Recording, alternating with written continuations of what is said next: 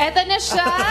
Eto na po si Baker Prince. Yan. Keep a safe distance, please. Parang JS Prom. Yan. Oh, sweet.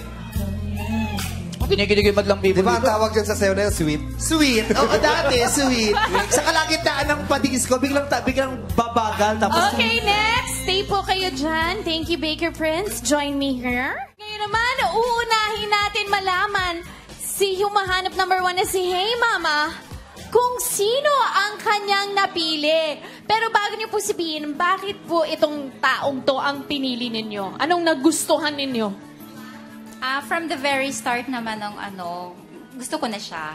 Kasi nga, very articulate siya. Klaro yung mga sinasabi niya. And it hits me nung sayaw namin. Yun talaga ang dumidikit. Yun talaga ang dumidikit. Yun talaga ang dumikit. Yun po talaga ang dumikit sa kanya. Yung pagsayaw daw sa dalawa. So ngayon naman, alamin na natin kung sino ang napili ni Hey Mama na kapareho. Ito ay si Baker Prince! Si Baker Prince! Ito na Baker Prince. Harapin mo na si Hey Mama. Bago mo buksan yun ng maskara, magpakilala ka muna sa kanya. Hello, Hey Mama. Harap po kayo. Thank you sa pagpili sa akin.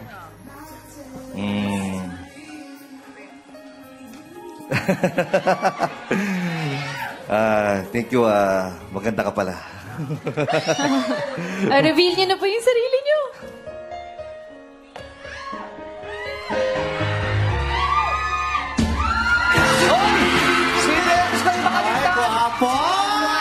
Nag-artista yan! Artista yung si Dennis. Lumabas siya sa ang probinsyano. Lumabas. Hello! Ayan ang new kapit-bahay namin yan dati. Sa Caloocan, may bakery talaga yan. Maganda yung bakery nila. Doon kami bumibili Pansit Canton eh. Goping you? Oo, sa 11th Avenue. Ano po masasabi niyo na kayo po ang binili? Kinakabahan ako. Parang bumabalik ako sa pagkabinata. Yeah! Thank you. Saan tayo magdi-date? Ayan, malalaman natin yan mamaya. Pero we're happy. At least we know friend na po kayo. Yes. Kamusta po? Happy po kayo sa choice nyo? Happy. Very happy. Guwapo siya eh. Very happy dahil guwapo siya.